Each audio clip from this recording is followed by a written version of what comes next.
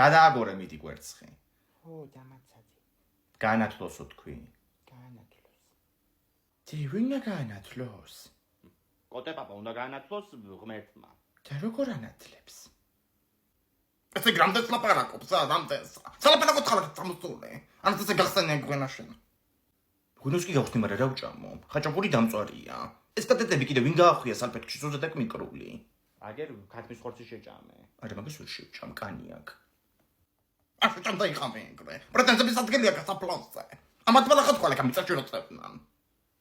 კარგი გაჩერდი ახლა კაცო იღურება ხალხი. მომეცი ერთი ღვინო, მოვიგონომე, წამა ჩემი იყო დიდებული ადამიანი რა.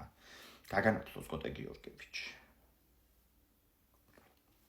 რა არის კაცო ეს? შინდის წვენი აქვს წამოღებული.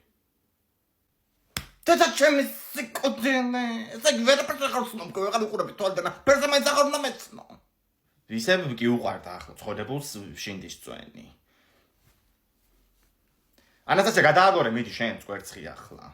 ოღონ წასვლამდე ესენი წამოკრიფეთ სულ, იმიტომ რომ იქით გობახიცებთ უნდა გადავაგორო კვერცხები და მეტი აღარ მაქვს შეღებილი. დი აქ ეს საფლავი ხო არ იყო ხოლმე? ვაიმე, შარშან დაიღუპა ვალერი, ის საცუდავად მოკვდა. საცუდავად როგორ მოკვდა?